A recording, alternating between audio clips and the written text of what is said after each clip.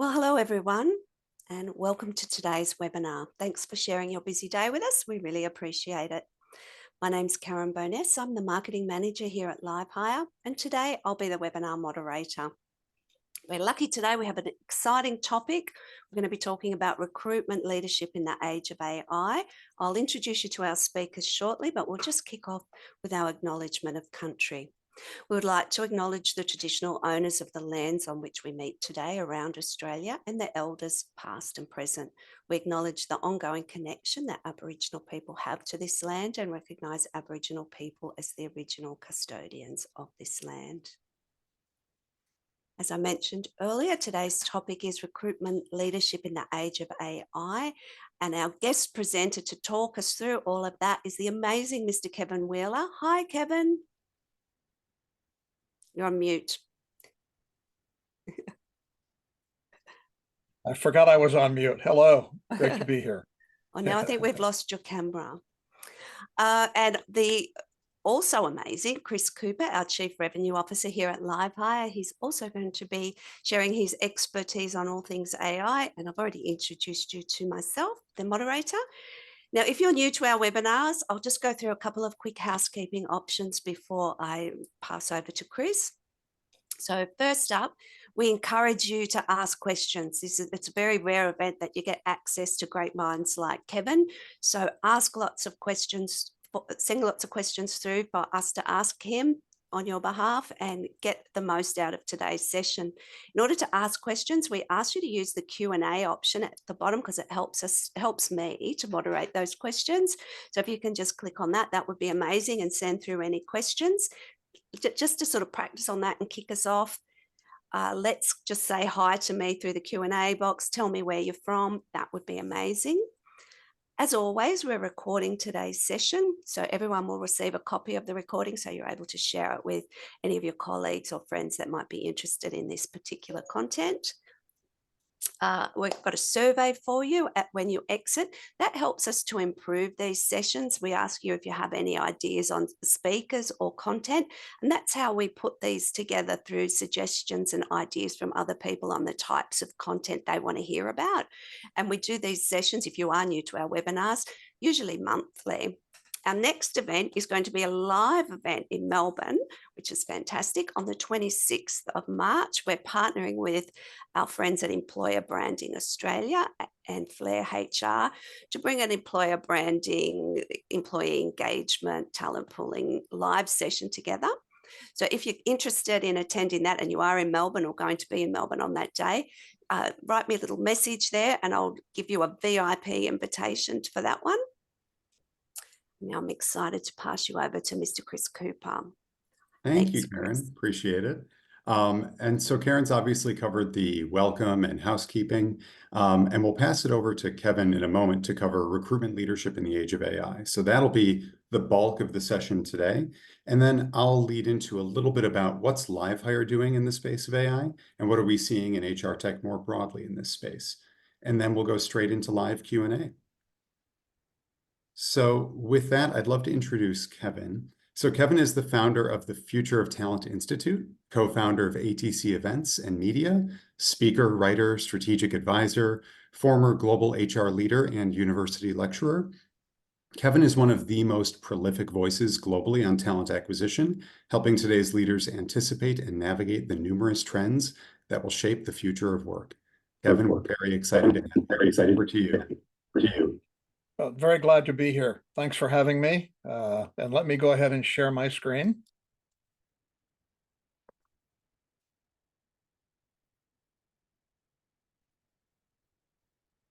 There we go. Can you see that? Yes, we can. Okay, great. All right. So as I said, it's great to be here. Good afternoon to everyone in Australia. There's so much going on in the talent space right now that it's really hard to contain it into a 30 or 40-minute presentation. But there's so much excitement and sometimes maybe fear going on in the space. So I think it's really important to just sort of give kind of an overview of what's going on and what's happened in the past. So I'm going to just say that we're in a world and a profession that's in complete turmoil right now. I think I claim this is really the start of a decade that I think we're going to go through of the reinvention of our profession, really. We're going to have to think differently. We're going to have to build new systems, new ways of recruiting. We're going to have to develop new skills and maybe more importantly, even more new attitudes about talent and how we recruit, and expand our charter and what we do. And I'll talk more about that as we go along. But it's going to be a very interesting time for us in talent, because I think all the things pretty much that we are so comfortable doing and have been comfortable doing for the past decade or more are all in change right now. If we look back on last year, it was an incredible year of change.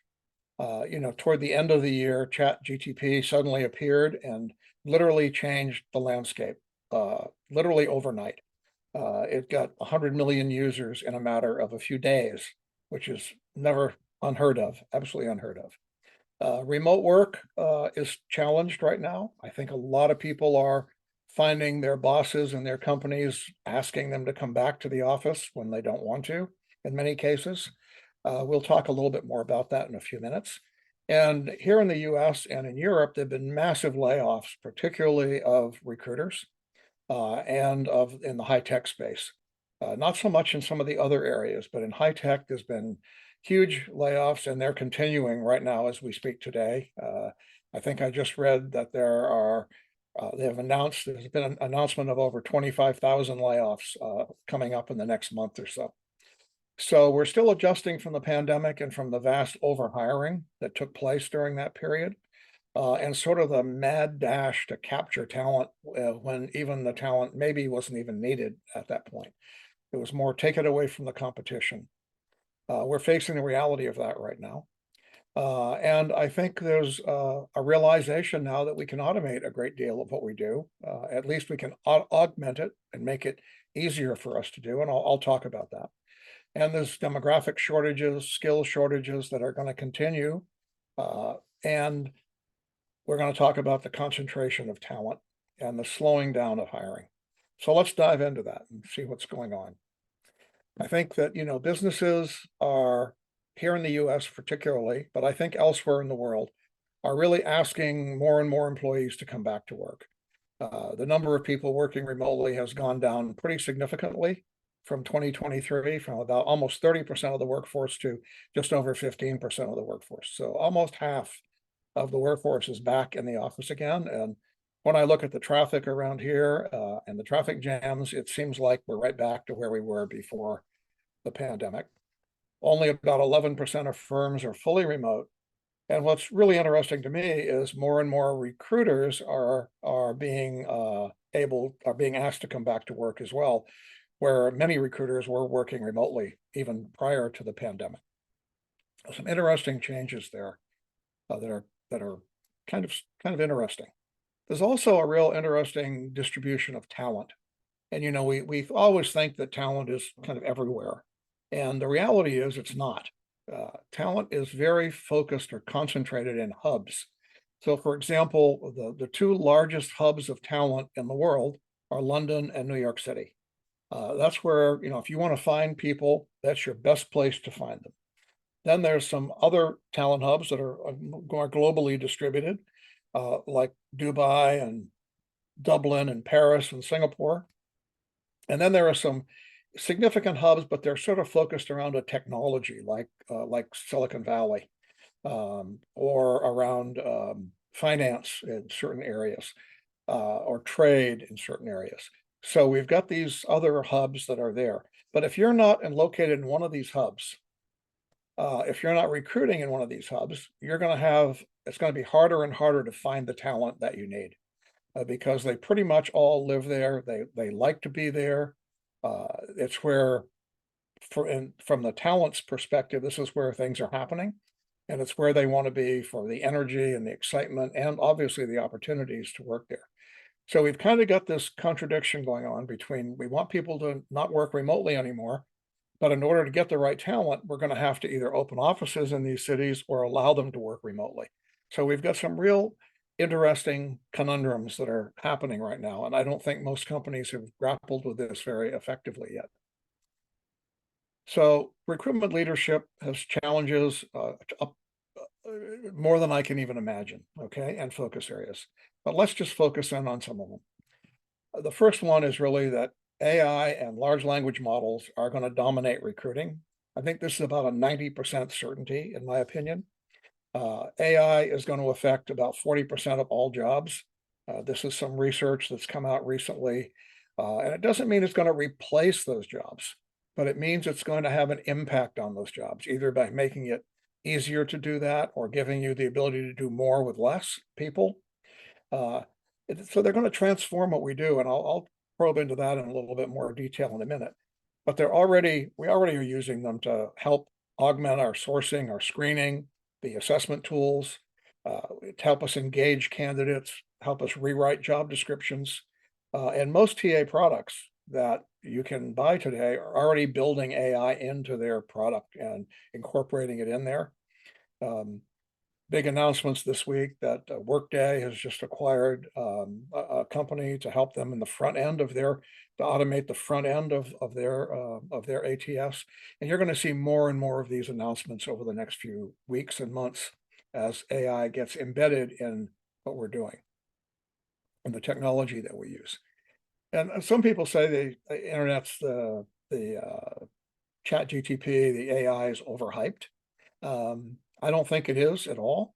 If we really look where we are, it took 20, 30 years for the internet to reach 70% penetration. And even today, it's only at about 70% of the world people have access to the internet. LLMs, large language models, are already here. They're down there where the internet was in 1996, but it's going to be where the internet is today in a year. And this is what's so amazing, that the growth of large language models in ChatGTP is absolutely mind-boggling. And when you talk to any of the experts in the field, anybody out there, they're astounded as well with the speed that people are using it. That probably most of you have used ChatGTP or one of the other large language models at some point, and you may even be using them on a daily basis, even if it's for your personal use, not for work. So it's going to penetrate the world really, really quickly, and already has. So we're just seeing the tip of a tidal wave that's coming. So if you can imagine where we are right now today, imagine where this is going to be in a year from now or 2 years from now. So, we're going to go from Model T Ford to a Ferrari in about a year. And that's just absolutely mind-boggling. So if we look at recruiting and where we are, these are the parts of it that can be either pretty much automated. The green, I think, can 75 to 100% be automated. And the yellow takes a little bit less automation, but still a significant amount. Now, that doesn't mean that they're going to completely automate sourcing or screening, but it's going to make the job much, much easier for you to do. And it's probably going to mean you don't need as many people to do these things as we've had in the past. So where you might have had 6 sourcers in the past, you're probably going to be able to have maybe 1 or 2. Where you've had lots of people doing screening and interviews, you may have just 1 or 2 people doing that. So I think you're going to see the number of recruiters that companies hire going down significantly, which is scary for many of us in the profession. But it's the reality that I think we just have to accept, that this is going to happen. It's happened in many industries. Of course, there'll be new skills, and I'll talk about that in a minute, about new skills that recruiters can and should get if they want to survive this tidal wave that's coming of technology. I think there's something else we should at, which is jobs. The number of jobs being posted is steadily declining for the last year. Doesn't mean we're in a recession. Doesn't mean that we're not hiring people, but certainly the pace and the demand for the talent that we saw in the pandemic is gone. And job and wage growth are both slowing down. Not necessarily everywhere. There's a few pockets where it's still doing very well, like in healthcare and hospitality and travel. Those are booming industries that are still hiring pretty robustly. But the financial services industry, the technology industry, they're all shrinking in terms of the number of people they employ. And even delivery services are laying people off and slowing down because people have slowed their purchasing. So there's some real interesting things going on in the space out there. So what professions are going to be booming and which are going to be declining is still somewhat uncertain. But we know that for the next year or two, healthcare and hospitality are going to be the hottest industries, I believe, of anything out there. And there's some resurgence in manufacturing. Um, Other industries are probably going to slow down their hiring. Some may not do much hiring at all. Inflation, I think, is going to continue to go down, but maybe not as rapidly and as much as most of us would like to see it go down. And salaries are probably not going to go up much more than they have. We've seen some increase in salaries, but I think we're not going to see a huge increase in the near future. So I think this is about 80% likely what I'm just talking about here. I think we're also going to see the gig economy really growing tremendously in the contingent workforce. Many companies are now opting to, rather than hire permanent employees, to hire gig workers, part-time workers, and use a broader and more diverse workforce. Gen Z is leading this in the fact that they're sort of resisting work and going back to work in a physical location. Most of the Gen Z, a large percentage of Gen Z age people are much happier working remotely or working on their own or being entrepreneurs. And that's followed by Gen Alpha, which is the newest generation, the youngest one. That's just barely beginning to enter the workforce at all. They prefer gig employment.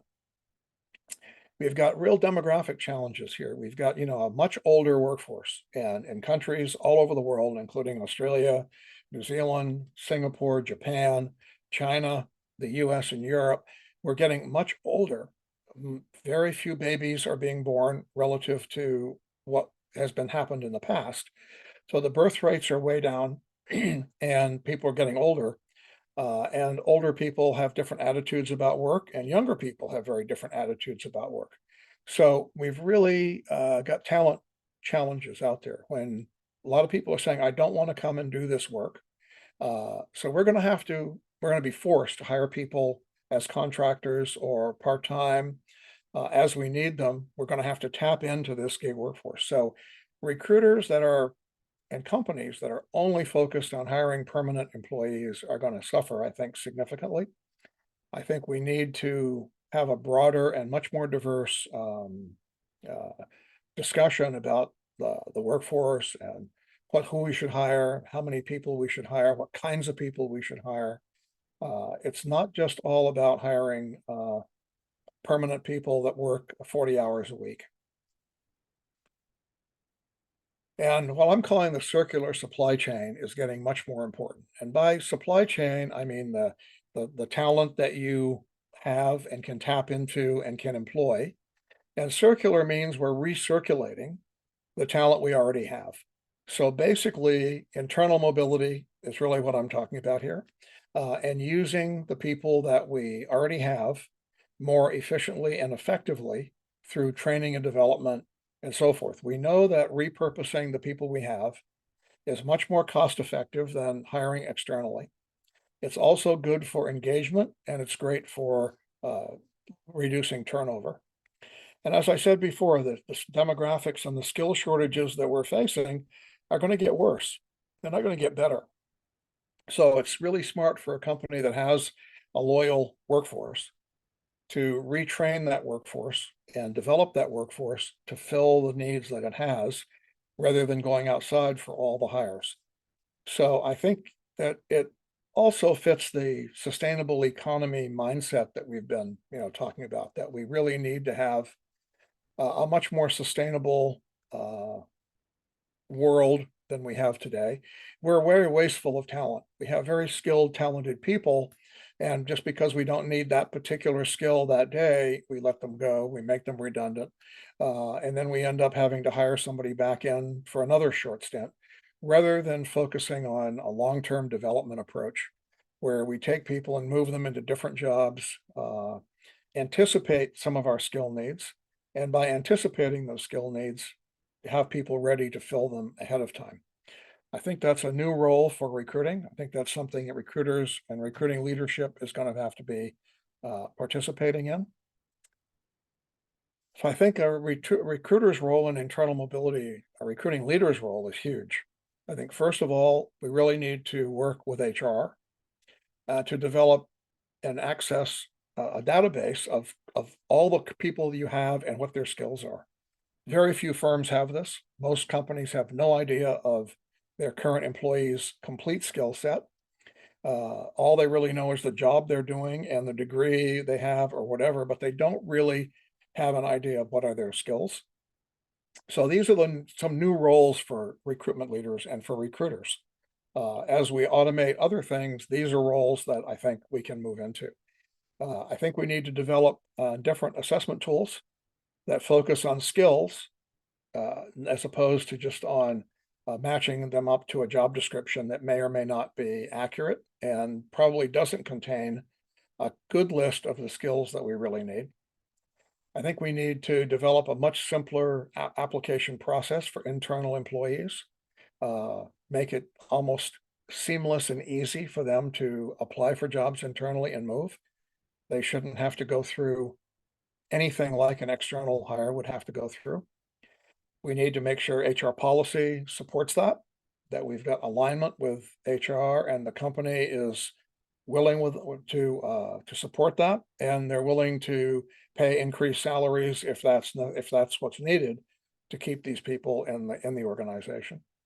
We need to work with hiring managers to influence them to overcome their objections to hiring internal people and really urge them to consider more internal people as opposed to the external hires, and really partner with learning and development to help them develop the training that is in sync with the skills that are needed.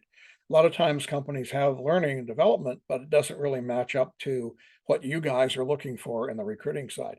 So we need to have a much closer and seamless partnership between the two to do that.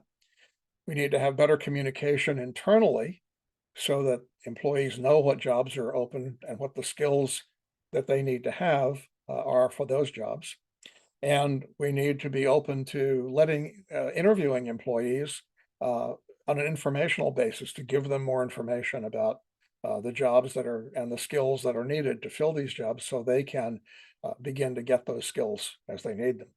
So I think there's a huge role here for recruiting leaders in this whole area, which is tangential to what we've done historically in recruiting, but I think is going to become a core piece of our charter as recruiters as we move forward. And I think we're going to find that by using this technology, we can actually increase our productivity significantly. I think that, we've been stuck in a rut, I call it. When I started recruiting many, many decades ago, the number of professional recs that a recruiter could deal with was somewhere between 15 and 20 or so. It hasn't changed. It's still pretty much the same. Whenever I go and talk to recruiters that are doing professional hiring, mid to senior level professional hiring, it's usually around 20 recs is pretty standard thing, sometimes less, sometimes a bit more. I think we should be able to double that. I think using AI to augment what we do, to help us find people faster, to help us screen and assess them without having to go through 8 interviews and lots of time wasted in that process. By really looking at every step in the process and streamlining it, trying to figure out what we can, stop doing, what's not really critical that we're doing and don't need to do, or what AI can do for us to make our jobs easier. I think we should increase our productivity significantly, maybe 40% increase, maybe more than that in some cases. So I think that if you are really of a mindset that a recruiter can only deal with a set number of recs, I think you need to say, why can't that be more? What can we do with technology to help increase the number of recs that a recruiter can deal with and give them time to actually have a communication with the candidates, to actually maybe develop somewhat of a relationship with them. And you can't do that if we're doing it the way we're doing it today, because we spend too much time in administrative activities, scheduling interviews, sitting down, conducting interviews, searching online to find people, things that AI can help us do much faster, much more efficiently than we can do it in the old way. So I really urge anybody in the recruiting to really look at how can we streamline our process. What is your constraint that's slowing you down from recruiting faster and better? What's the thing that's really your bottleneck? In many cases, it may be sourcing.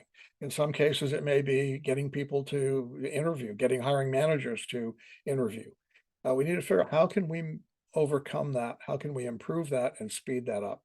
Because I think that with this push that I've been talking about of fewer recruiters, of companies really looking at the cost that they're faced in with recruiting, I think you're going to find pressure is going to be on us to increase productivity, and we have the tools now to do that effectively.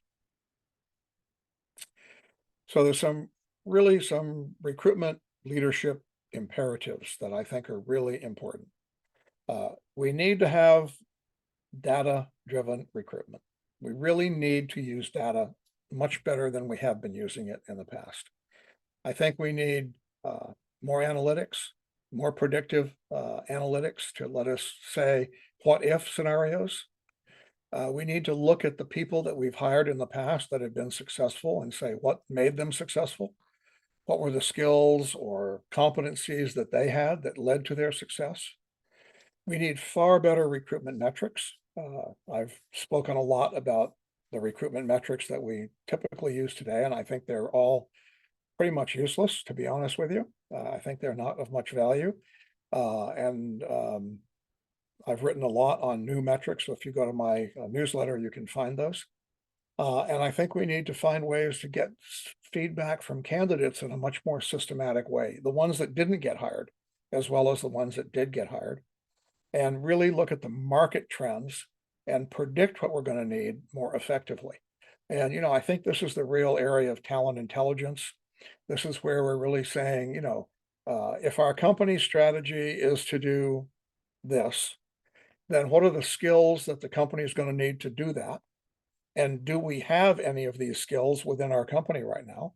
And that goes back to my earlier point about analyzing our current employees and understanding what their skills are.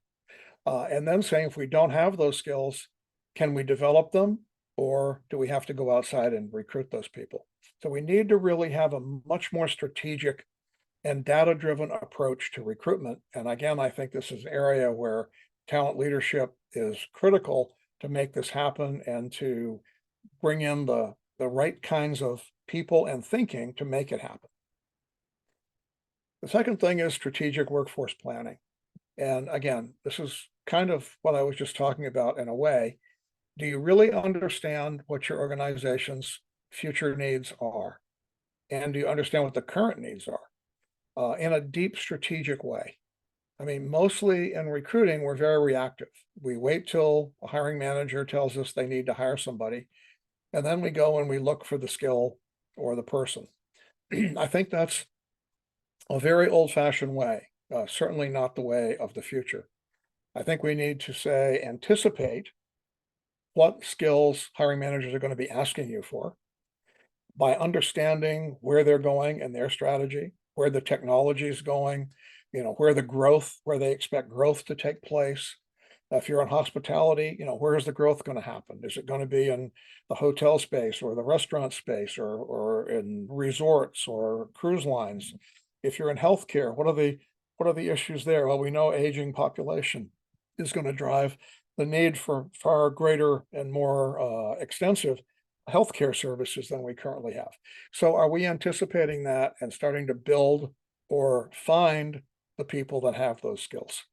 So I think we really need to be far more strategic and forward-looking than we have been. I think we've been way behind in doing this, and it's another critical area for us in recruiting. And then to embrace recruitment technology. If you're one of these people who says, oh, it's not as good as I am, you're right. It's probably not as good as we are, but it's 80% as good, and that's probably good enough, right? So, it's the old 80-20 rule. Is it really worth the extra cost and time for that extra 20%? And I think a lot of senior leadership, a lot of businesses are going to make decisions that it's not. AI is not perfect. Machine learning is not perfect. Algorithms are not perfect. We still need human judgment, but let's face it, these tools can help us a lot, and they can make our life much easier and much more efficient and improve our productivity without significant loss to quality. And I think you need to really stay up to date on the technology trends, really understand what's going on, really understand how algorithms work, be able to ask vendors of technology the right questions about their product and what they're doing, and experiment. Experiment with the tools, use them, try them out, try it with a pilot group. Uh, just do it and see how it works. Find out where it isn't good and where it is good. And then where it isn't good, you can have people augment that or fill the gap there. But the point is to take a proactive stance, adopt technology, and don't try to fight it because you will lose. We've been talking about the candidate experience and engagement for as long as I can remember, and it's still terrible. Everything that we pretty much do is for us, not for them. How can we make our job easier? How can we streamline what we do?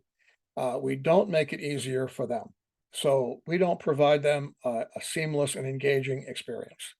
Most people, when you interview candidates, when you talk to people about the hiring process, it's always negative. It's never been, almost rarely is it a good experience.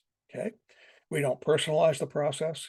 And again, this is where chatbots and artificial intelligence can significantly help us to make that a much more engaging and fun process than it is today. We make applying for a job a nightmare. It's like filling out, tax returns or something. It's not fun to apply for a job. Why is it so difficult?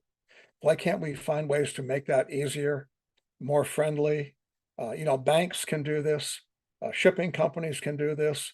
Everybody has made whatever we do easier and much less stressful than it was in the past, but not us in recruiting. And there's no excuse for that. We've got the tools, we have the technology. We need to be able to make that experience better. And we need to do it through using both technology and better thinking and better mindsets about what we're doing.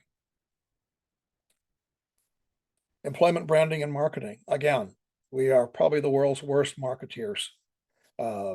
We send out messages for everybody. We very rarely have targeted marketing. Our employment brand is an EVP, and EVP may be good for some people, but it's not good for everybody. It needs to be targeted. We don't use analytics to really understand what marketing messages actually work and which ones are just wasting money and words. We've got Google Analytics. We have all sorts of tools now that we can use to see how candidates react to messages, but very rarely are they used effectively. So we need to figure out how we can test and refine our messages, just like companies do for their products and for their whatever it is they're selling. Every company has pretty sophisticated and extensive market analysis, market analytics to know, why did somebody not buy our product? What can make them buy our product? We don't do that in recruiting.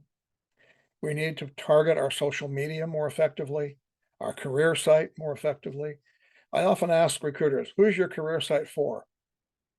And they say, oh, it's for anybody applying. Well, that's not what it should be.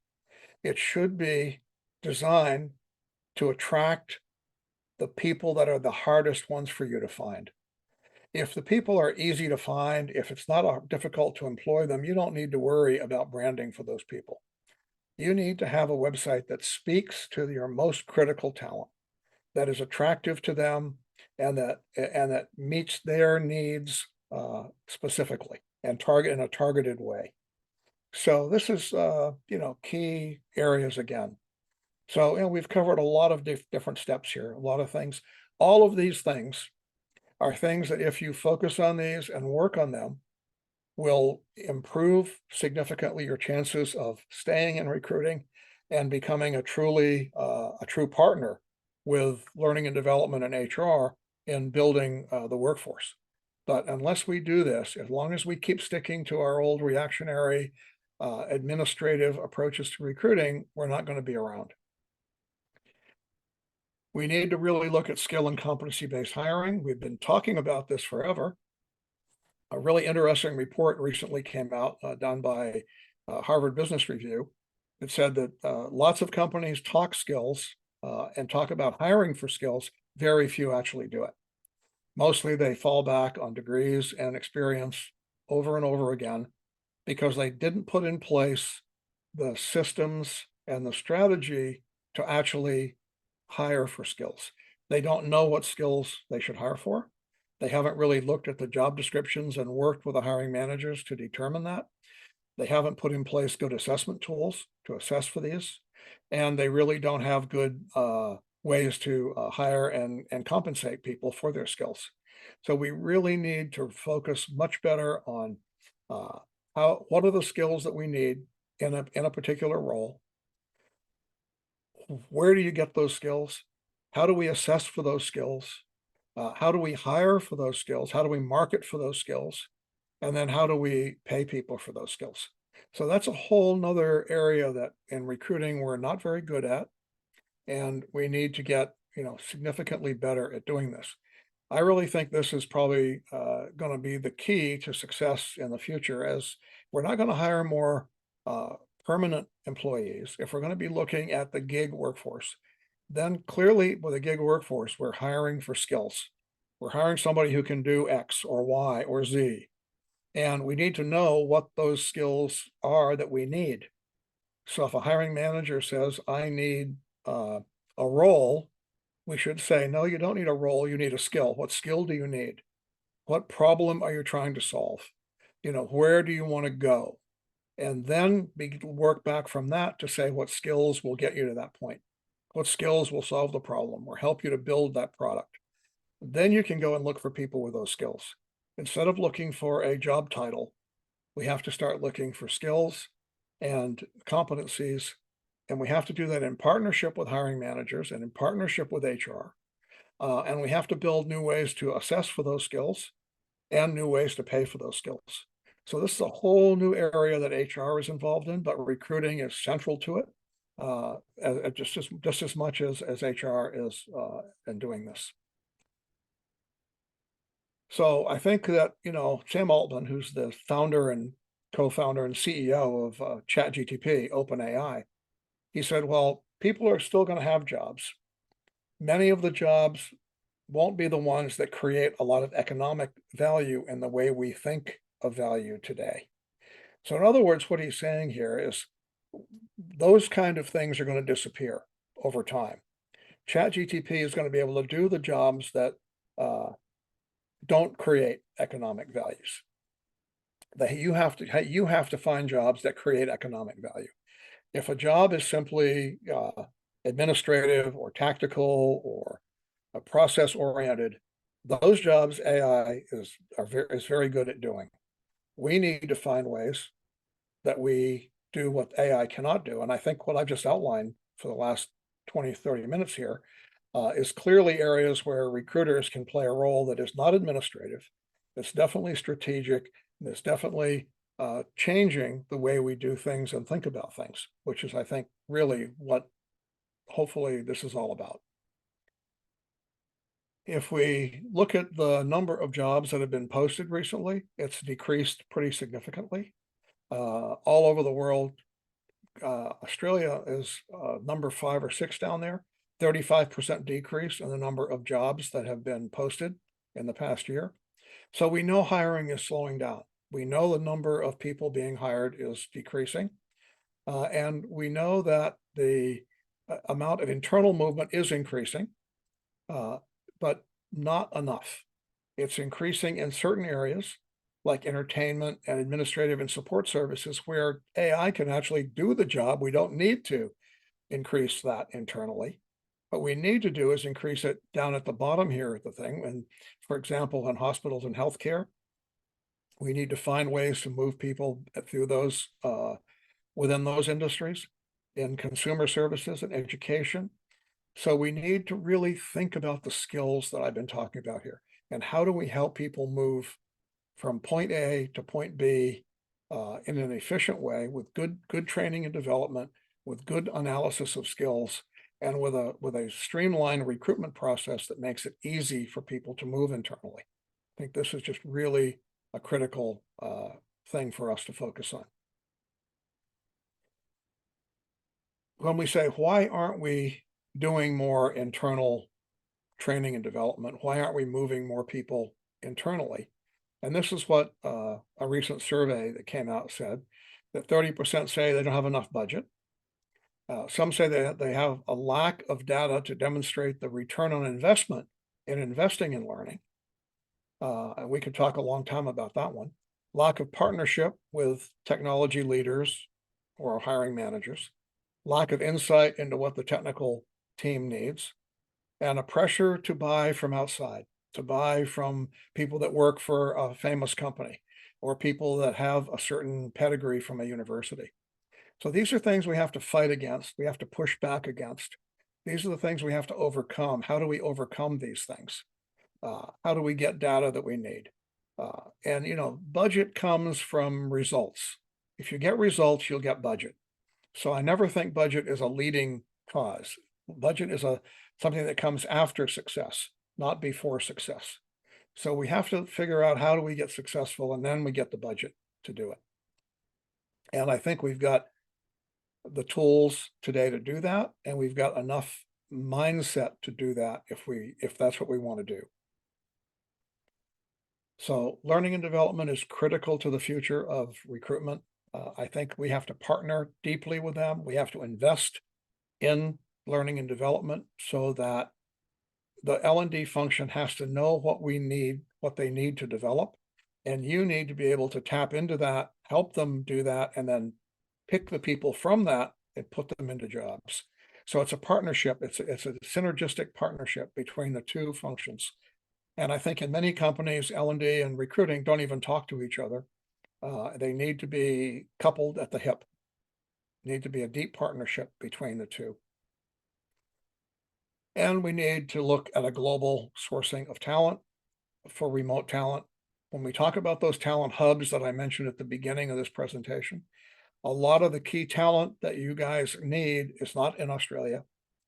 And it may be in Singapore, it may be in New York City, it may be in Amsterdam or London. And we need to be able to tap into that and figure out if somebody has the skill we need in those areas, how can we tap that skill? How can we find it? How can we recruit it? And how can we convince hiring managers that it's worth doing? And that's really one of the things that we're going to have to look at and help to influence HR policy and compensation and other things to make that happen. So our job in recruiting is huge. We've got an incredible future challenge ahead of us, one that's worthy of all of our mind power. And we shouldn't be afraid of the technology. I think the technology should embrace it and say, thank God it's here. Now I can do stuff that's really valuable and important and strategic. So I think the skills that we're going to need more and more are not things like interviewing and sourcing and so forth and so on. It's really understanding AI and analytics. It's really understanding how this stuff works, the nuts and bolts of it, enough so that we're savvy to talk to people about it.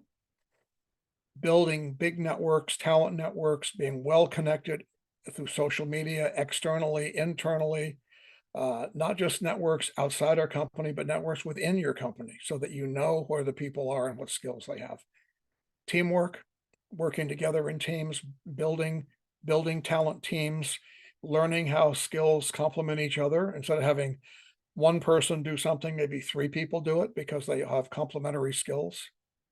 We need to be flexible and agile and be able to change quickly given the rapid pace of technology. Market and talent intelligence that I think I've stressed throughout this presentation is critical, and influencing and marketing are equally critical. So these are the real skills of the future. This is the stuff you need to have It probably applies beyond recruiting to many other things, but these are the key success skills for the future, I think, for almost every job, particularly for us in recruiting. So I've proposed kind of a new recruiting model, and I've put this, it's in the book that I wrote recently. We talk more extensively about it. But you see what I've put in the center of this? I put in the center of this marketing and branding. And I think that's really our challenge. If there's a talent shortage, if we've got an aging workforce, we need to be able to attract the right talent. And we need targeted, sophisticated marketing techniques. We need analytics and data to help us do that. So that's what I put in the center. And the AI and automation analytics supports that. A lot of that can be automated. I don't mean you have to go out and hire 6 people to do that, but you need somebody who's savvy in that area and can help guide what you do. The performance piece of it, again, is one person probably that really deals in liaisons with HR, helps to build those partnerships that we talked about earlier, that helps to coordinate policy to make sure that we're all talking about the same thing and are aimed at the same goals. I think that I'll come back to recruiting in a minute. I'm going to skip over to employee development. This is the L&D thing I was talking about. We need to have an absolute deep partnership with that. And I think for any volume and routine hiring, we can pretty much automate that. We can automate 90% of that. And I don't mean no human being involved, but I mean you can hire 100 people with one recruiter through using technology. And if it's other than that, you can actually use RPOs or agencies to help augment and do a lot of that work for you. They can help provide the contingent workforce. They can provide a lot of the other things. And then recruiting becomes a multidisciplinary team process where you work with a group of hiring manager, maybe you work with people from HR, but you work together as a team to find these really hard to find people that we talked about and really build up those skill assessments. And this is where university recruitment and executive recruitment can lie. So rather than having 50 recruiters doing recruiting, we've got a few doing that. We've got some a lot more focused on marketing and branding, a lot more focused on analytics and AI, a lot more partnering with L&D and helping L&D be more aware of skill needs, and working with external agencies and partnerships to bring in whatever volume talent we need, the talent that's not that hard to find. So this is kind of there's 100 models. This is just one proposed model, but the whole idea is to get you thinking a little bit differently, to try to just challenge the way you've put your own function together. How can we redesign our function and make it better? So I'm going to leave you with 6 imperatives that I think we just have to really take into mind and keep foremost. First is we need a new mindset. You need to bring in new ideas, new practices. Just think differently. We need a vision of the future and what the model should look like. What should your recruiting function look like? What kinds of AI should we be using? Where should we use it? How much of our workforce should be gig? How much are we going to recruit globally? These are questions you need to ask and have a strategy to answer, okay? Urgency. You've got to do this yesterday. We talked about how fast technology is moving. You know, Mario Andretti, who was a famous race car driver, he said, if everything seems under control, you're not going fast enough. And I think that applies to us. We can't waste time. We've got to anticipate needs and move forward quickly. Got to experiment. We don't have it down yet. The technology is not 100% yet. We're going to have to keep trying things, fail fast, as Google says, explore new ways, apply technology. If it doesn't work, try something else. And network, as I talked before, big networks, internally, externally, wide, broad networks of people, augmented with technology, of course. So it's time to challenge your assumptions, you know, what you think are truths about recruiting, your attitudes, the way you think and feel, your customs, and how you structure your function. And hopefully, maybe this was a bit of a wake-up call. Maybe it wasn't. I don't know. But hopefully I've given you some food for thought. And if you want to learn more, you can pick up a copy of my book. It just came out a couple of weeks ago, called Talent Acquisition Excellence, where I probe into a lot of these things much more detail and much more in depth. And you can subscribe to my newsletter, fotnews.futureoftalent.org. It's free. There's a free and a paid version, but there's a free version. And there's lots of good information in there. And thank you very much. Thank you, Kevin. That was awesome. And, I think a lot of what you just described might as well describe the strategy of LiveHire, quite honestly. I mean, a lot of those themes and everything, that's what we're seeing in the market, and we're trying to help our clients be prepared for it. So thank you. That was really, really great. Yeah, you're welcome. Now, I will just very quickly pull up a couple of slides. I just want to do a little bit of a job of almost connective tissue between what Kevin described and for a couple minutes, kind of what are the investments we're making to try to align with all of that. One thing that was a bit of a light bulb moment for me when it came to artificial intelligence is just that it's very much powered by large, large data sets. And so when you think about that in the context of an ATS or CRM, how do you get the data sets? What is some of the AI based on?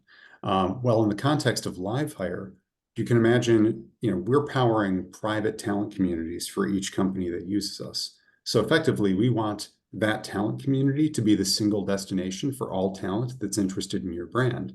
To Kevin's point, that's all talent. That's contingent, gig, permanent, whoever it might be, internals. They can all join that talent community and create a really robust talent profile. Now, a big part of that, when we have them create that profile, we're then layering in AI. So you have AI-powered CV parsing, and that's all about trying to make it as easy as possible for the candidate to have a really, really accurate profile and to be able to pull out the key skills or specialties and categorize that in the profile. So each person's profile has about 95 structured data points that are pulled from that CV. And so the whole idea is to be able to make it really easy, but also power all of the matching and all of the AI in the background that we can do in the rest of the tool based on the strength of that candidate profile. So once you have a really, really robust candidate profile, then you can do a much, much better job of matching candidates to jobs and to talent pools.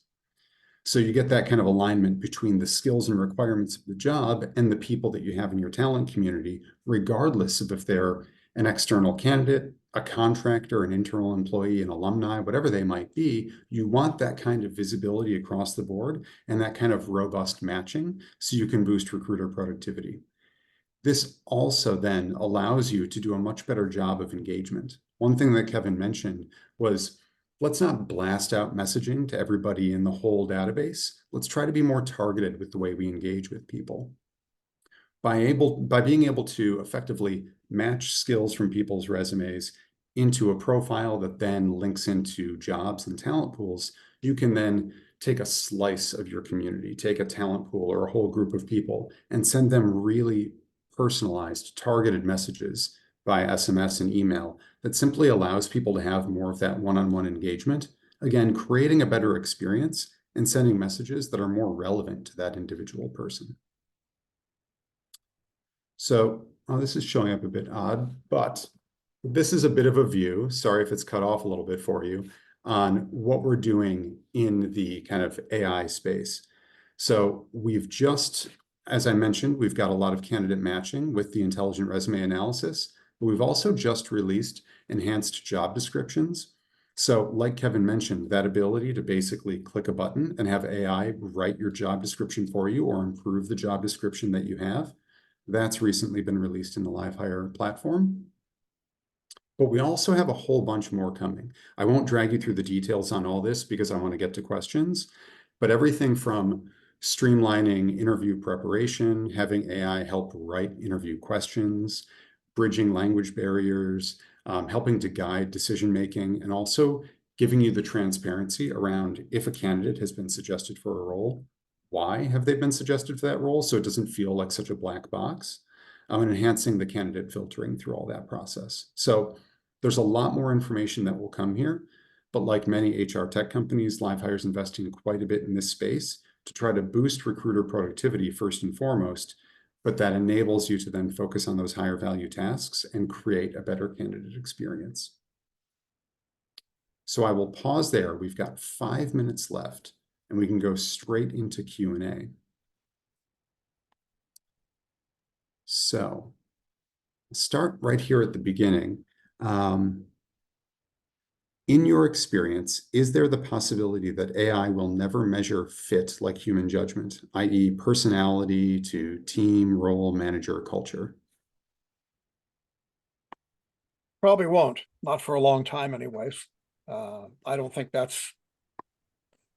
anyone expects AI to do that.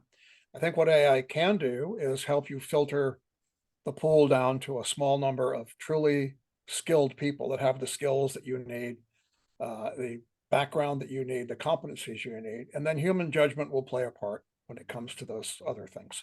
But I think it'll be a long time before AI can do that, make that judgment. Yeah, that makes sense.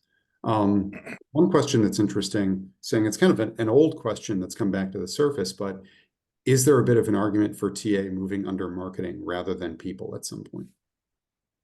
Yeah, I mean, I could make that argument. I think I've made it before myself. I think recruiting is largely a marketing function. It really is. A big chunk of it is marketing. Of course, assessing skills is clearly a part of it, and putting them in front of the right people is part of it.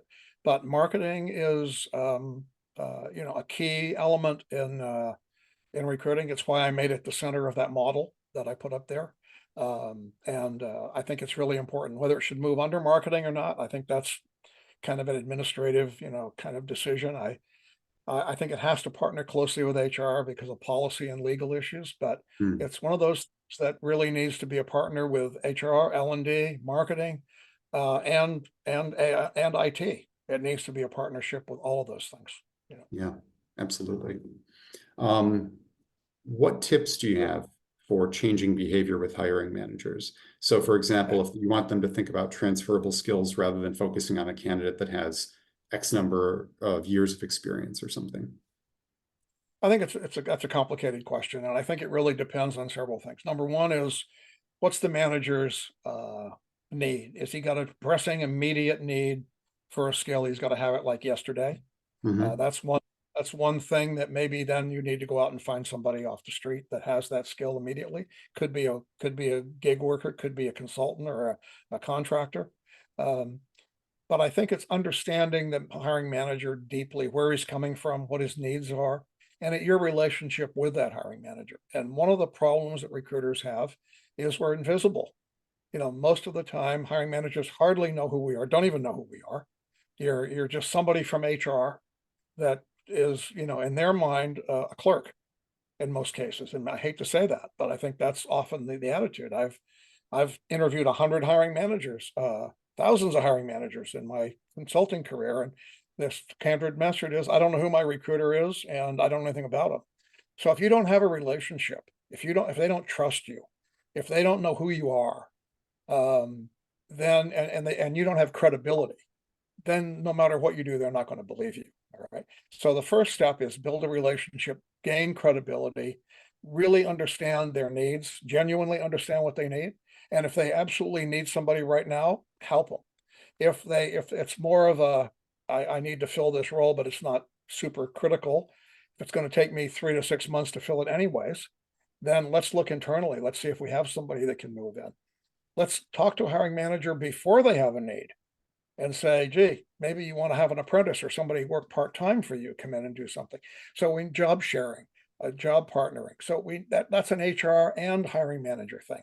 So it's a complicated answer, but if you're just an unknown person to a hiring manager and you go in there and say, try to do that, you're not going to be successful. It's not going to work. So it takes a relationship. It takes a lot more strategic thinking about how do we go about doing this in a better and more systematic way. And it probably takes a partnership with HR and other people as well. Awesome. Thank you, Kevin. I know we're out of time now. There were some additional questions that we can respond to over email. But Kevin, once again, thank you so much for your time. This is a really informative, valuable session. Thank you very much. Happy to do it.